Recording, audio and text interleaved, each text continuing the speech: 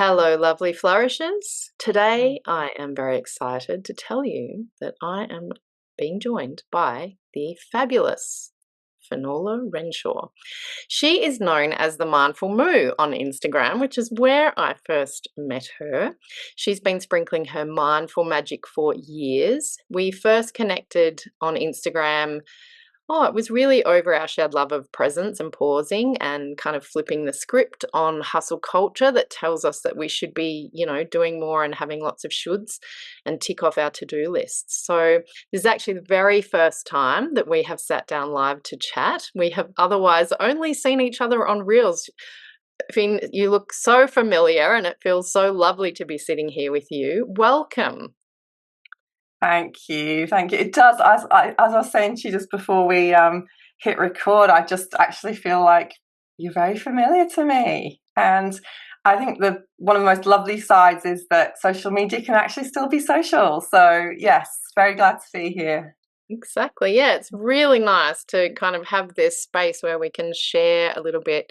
Well, we want to hear about you. I particularly want to hear about you because you have a flourishing story. I'm guessing that, like many people, flourishing might look and feel different day to day sometimes. But how are you flourishing right now? Oh gosh, I mean, I'm flourishing in the middle of hitting all the different, I'm flourishing in terms of having a busy life. So it's flourishing in that sense. My life is busy and bursting. But I'm learning how to be okay with it and learning to be just fully human in the whole mess of it all and just trying to enjoy it too, just realizing that this is just all a chapter. So I run a number of businesses with my husband. I've got a young child who's just, we've just got through those early parenting years, and he's just started sleeping, which is like, nearly 7 years of no sleep. So that's just feeling amazing.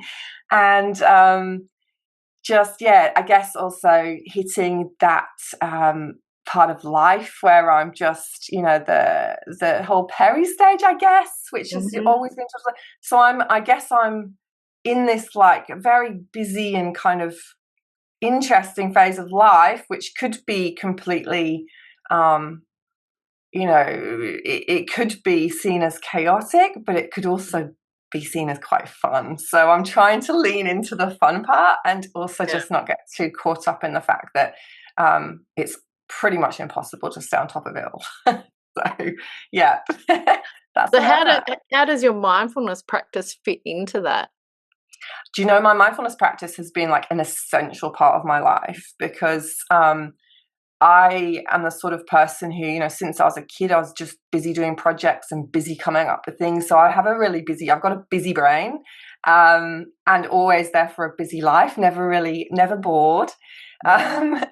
And the mindfulness, I realize, I mean, I've had different phases in my life where mindfulness and meditation and different, a kind of awareness of Buddhism as well, different phases in my life where that's become more important to me.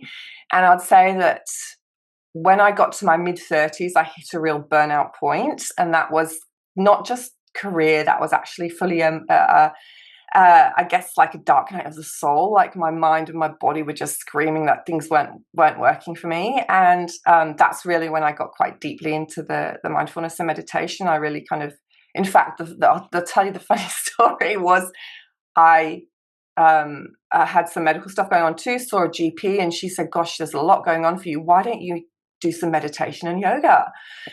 And I was like, great idea. I'm going to go and do yoga teacher training.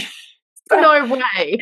I mean, I've been, so I kind of, and this is typical of me, where I've like been told like, do something, but then I just would go all in. So I kind of, fully went for and I did yoga teacher training, and then I did restorative yoga specialism. Okay. And really, if I'm completely honest, that's been for me, because my nervous system needed that, and my mind and my way of seeing the world and facing life, it needed that down regulation. So I was learning amazing skills for myself. Yeah. And then when my son was old enough, I did the mindfulness meditation teacher training with Jack Cornfield and Tara Brach, and both of those very esteemed teachers have been, I guess, part of my mindfulness and meditation journey. You know, I'm just reading all their books over the Yeah. years, and really connecting with their wisdom, and just thinking, gosh, if I had the chance to learn from those two teachers, you know, those two really, you know, amazing people in this space, how lucky that would be. And yeah, so I did that, and it was you know, the mindfulness stuff is basically, I see it as like it's essential for me with the busy life I lead, and like trying to run businesses and parent and all the rest of it. It's been an absolute essential. So some people are just naturally, you know, you meet these people who are just naturally so calm and mindful, and I kind of joke and I'm like, they don't even need the practice. They are just naturally like that. Whereas for me, it's such an important part of keeping me on my path. It's an important part of keeping me grounded, focused, Yeah. and also just to just to deal with some of the stuff that life throws at you, right? Yeah. So yes, I feel, and I guess I've reached a point in my life now where that all can sit together, because I had this thing for a long time where I'd be like, well, how can you be this really busy brained person who's got all this stuff going on and sometimes a bit chaotic, and then also have this part of you that is really tuned into, you know, like really enjoys being in nature, really enjoys the stillness of the practice.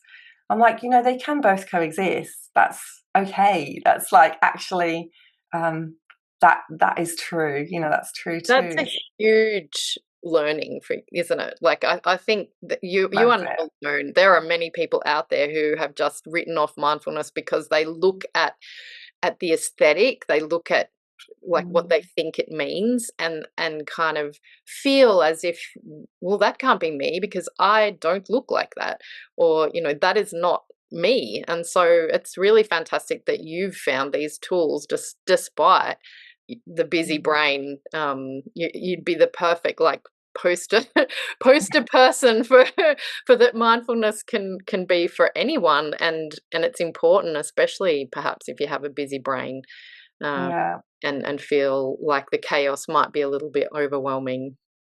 Yeah. And it's such a beautiful thing. In like our family, we've got a busy family life. I've got a son who's what, 6, and he's nearly 7, and he is incredibly active and busy. And then just seeing him also learn this practice as a kid Mhm. is just like incredible, to have Yeah. that, you know, skill set from the beginning, and to Mhm. recognize, you know, yes, go grab life and do that, but to Mhm. find that moment of stillness too Yeah. is just, it's such a skill set. But yeah, it's taken me a lot longer to get there. Mm.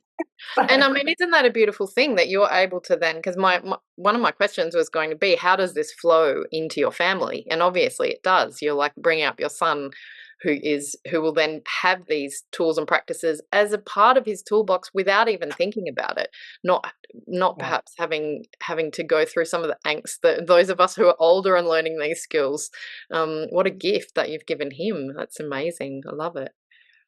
I mean, I look at some of the kids now and I'm like, you know, so my husband does breathwork stuff and he does all sorts of other things. He's a naturopath by profession, and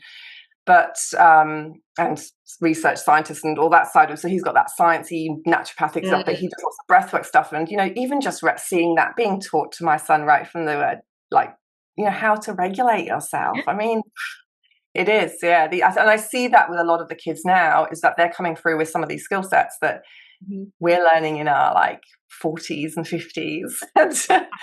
No, If yeah, you know, like, yeah, it's incredible because I've myself, in my early 50s, and breath work has just become an important part of my life as well as mindfulness. Like, it's all the yeah, tools. It's like collecting the yeah, tools that I need for different situations too. yeah. Is that how something that resonates with you too, as perhaps? In different Yeah, different situations. Yeah, different tools for different situations. Oh, for sure. Yeah. I mean, it's funny just going, also, just, I'm just thinking about this in terms of, like, you mentioned the aesthetic before, and this is one thing. So I live in a part of the world. I live in Australia, and I live in a part of Australia that's very, is very known in the wellness space as being all about, yoga and meditation. And so we've got some amazing practitioners around here doing that. And we've also got loads of people who are very versed in what it looks like. And so sometimes, like, my challenge, I find, is like finding those people who are really like embodied with it all, rather than it just being the beauty of it, because Yeah. can have both. But I guess the different tools, if you're talking about all the different the tools, like, I definitely feel like in that community there can be this thing to say meditation is like the panacea for everything. It's going to do this and you will be fine, or do breath work and it's going to heal all your traumas, or and I really firmly stand in the camp of, like, we're all so individual, and we've all had such individual journeys, that none of this is a definite, there's no definite one thing for any of us. Some things may even be harmful for some of us. And we need to kind of bring a trauma-informed approach to that. But I definitely think, different tools at different times. I was thinking about recently, before I went on to I was presenting to a group of women, and meditated for a little while before, just to sort of land, and then before, still feeling in my body, that mindful awareness, but still feeling those nerves, and just being like, okay, this is there. And actually thinking, I don't need to meditate right now. What I need to do is just do some, like, physical shaking it out, and just in my body, and and that was way more helpful in that moment for me. So totally. It's interesting because I often talk about the practice of mindfulness, or the practice of what you're embodying and what the tools that you're using. And for some people, that kind of clicks, because they then realize that it's not an endpoint, it's a constant practice. Like, you are actually literally practicing, and some days are good, even if you meditate, or whether it's some kind of somatic movement. I mean, there are multiple things that you can do for how you're feeling, just like you said, but it is that you're practicing, and there's no perfection, there's no end. It's not the destination so much as just the day-to-day recognizing of this is what's happening, and asking some questions, maybe.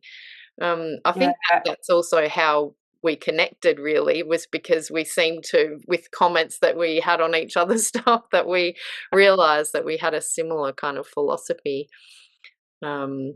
I think people often will have, like, there's often this sense of, like, the perfect, like, you do this and you kind of improve, the self-improvement, I guess. Whereas the mindfulness that because I'm busy with, I guess, is this sense of, like, actually this is our like you said, day-to-day practice. And one day it's going to be pretty shit, and so another day it's going to feel blissful, and it's all still relevant.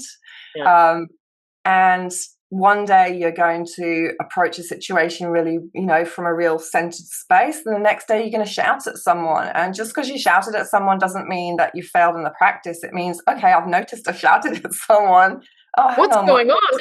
What's that telling me? Exactly. What's that telling me about what's going on? And how can I just check in with myself, and then, like, check in with that response? And it's a sign, right? It's that self-awareness, and then how you move through the world with that.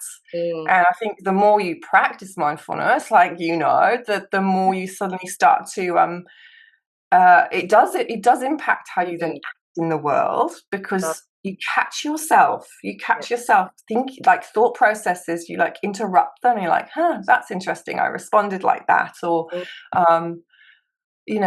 oh, I'm feeling that now, wow, I didn't realize that was going on, that really affected me. Or so there's these, it's the awareness that then interrupts how you show up in the world, and can actually transform that. So I definitely agree with you in terms of, it's not like having to do it perfectly, or and do this amazing thing. I think this is like, let's be real about this, Yeah, hey? exactly. It's sort of how I Yeah. feel about flourishing too.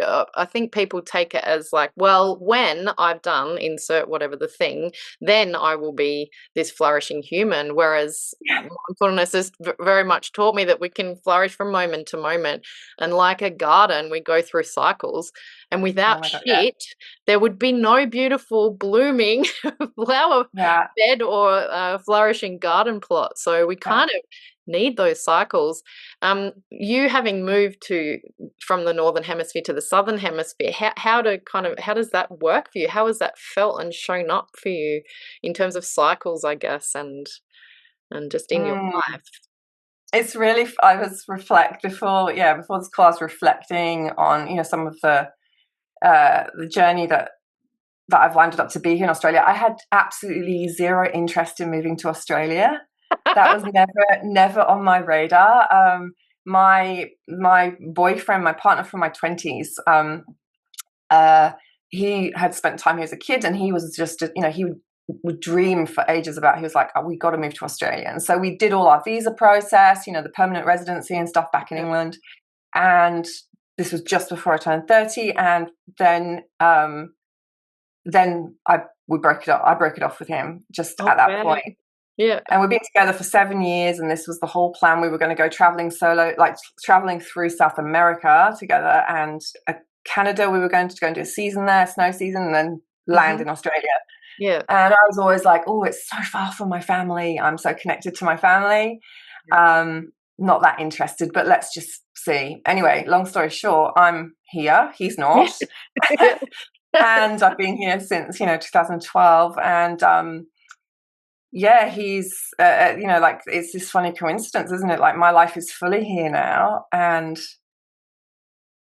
in terms of like I'm thinking about the whole flourishing thing, it's a really interesting one. I feel like when I landed in Australia, something felt in my being like more expansive. Okay. And I still am not sure what that's about. I know some people have theories about, certain places are more right for you and so on. Mm. But it just had a feeling that was right. And then, I also ended up meeting my husband, and I've now got a child here and stuff. And so, we did actually try living in England for a little bit again, fairly recently. But it just wasn't flowing. It just didn't flow. And in the end, we had to realize, then we said, okay, do we just go back to Australia? No, not just, but do we go back to Australia? And it started flowing again. Yeah, amazing. So, I mean, this is one of those things you're like, okay, well, I'm listening to that sign. That's something that's showing me that this is. And so, my family, who I'm close to, and, it's a wrench to be far from them, but in all other aspects of my life, it's kind of shown me that this is kind of the place where I'm meant to be. So. Yeah. No, it's beautiful. And really, I mean, for me, we sort of like we've crossed hemispheres from each other.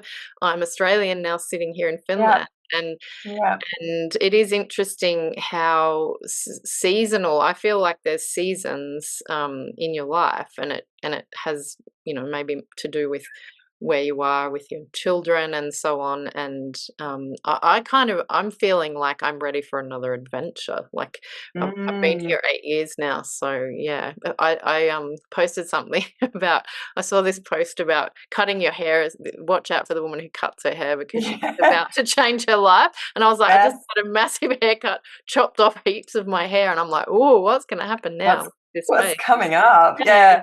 So it's funny, like, I would say, like, I'm such an adventurer at heart, and I'm exact opposite of you right now. I've had so much change and movement that all I want right this moment in my life is just to be still and to just stay for a little bit. Yeah. So and it's important you're in touch with those rhythms, and I guess that's what your whole kind of life and practice is about, isn't it? Being in touch with following that inner voice.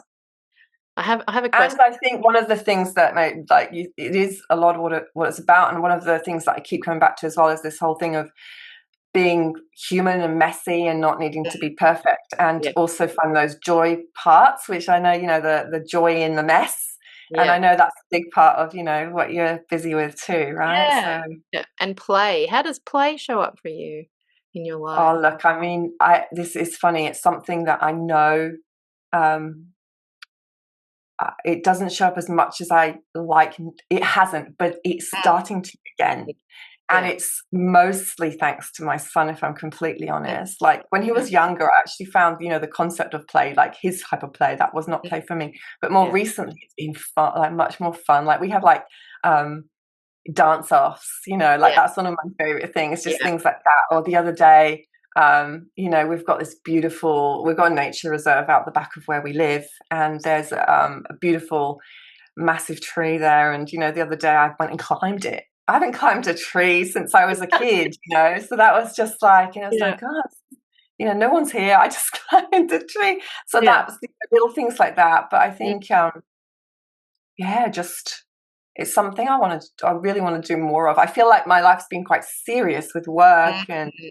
parenting and stuff. So Yeah. now it's like I feel like so yes, I'm open to ideas. Let me know. Yeah.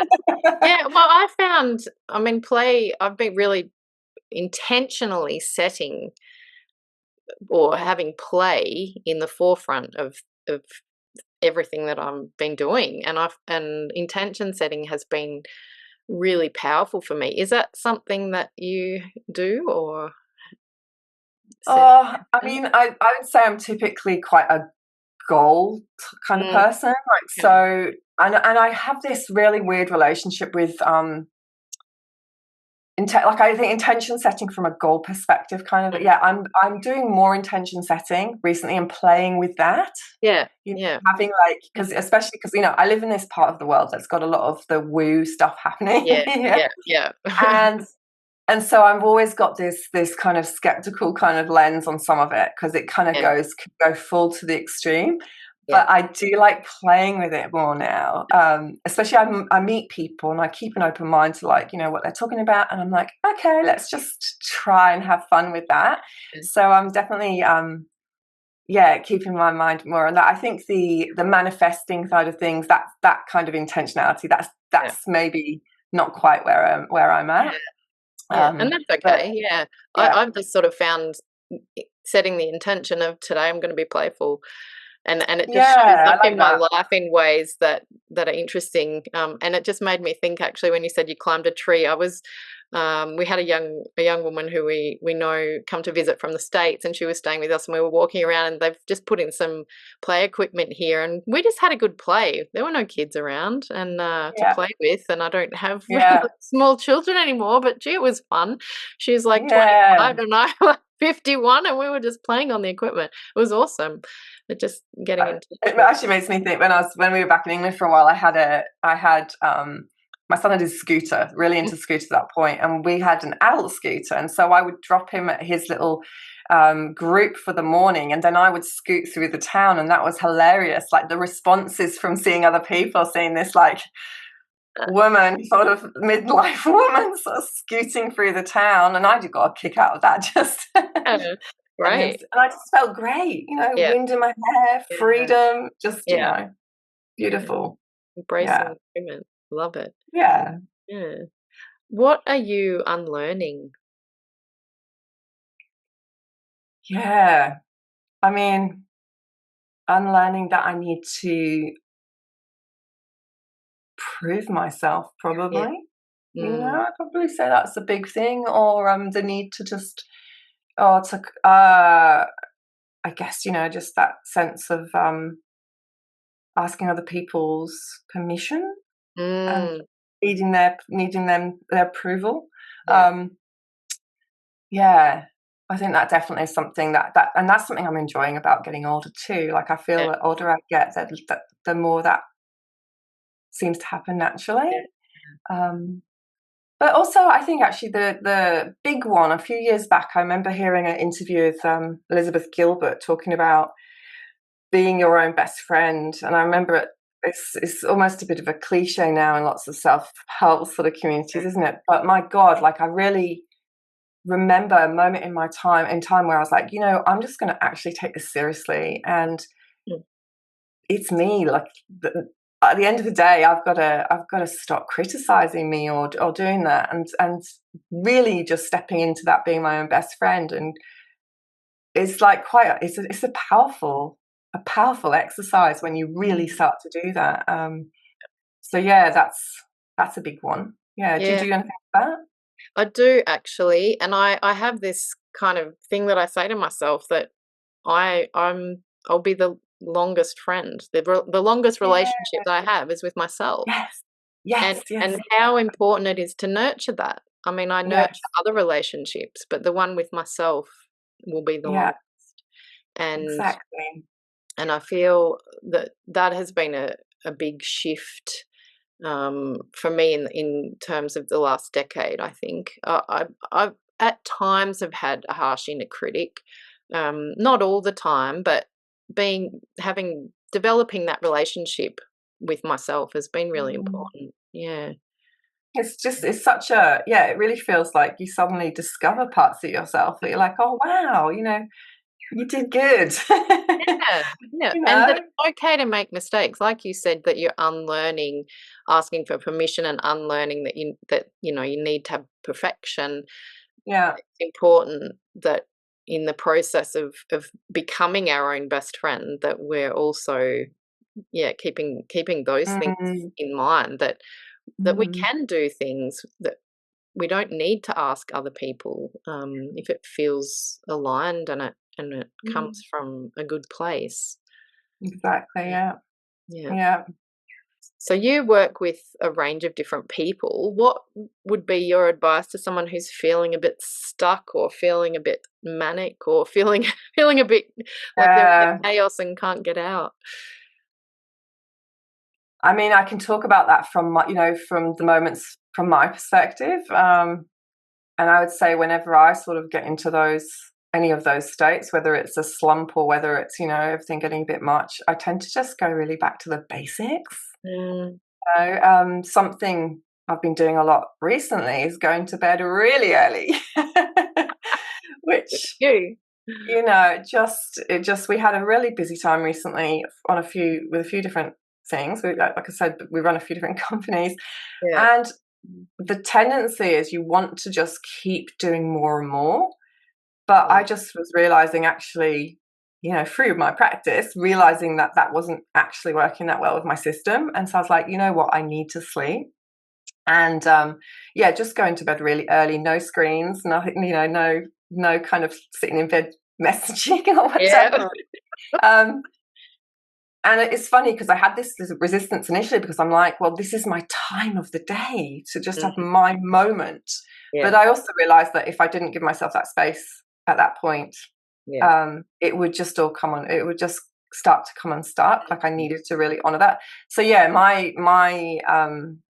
starting point is always, yeah, trying to just give myself that rest time, and within that, meditation, and within that, also, yeah, just the obvious ones like eating right. And we like one of our brands is a nutritional and therapeutic supplement company. So Mhm. I work, typically goes through healthcare practitioners. So from that point of view, we're quite well looked after. And Yeah. then obviously just making sure eating right, and it's just so obvious in some ways, but it's so easy to just Mm, do that stuff, right? And I often find, yeah, and then movement of some sort, yeah. even when you don't feel like it, because it's funny, isn't it, when you're in those slumps or in those moments that you don't want to do any of the stuff that's good for you. It's just so weird. Just wanna sit on the couch with a screen Yeah, of you eating a potato chips or yeah, something. Yeah.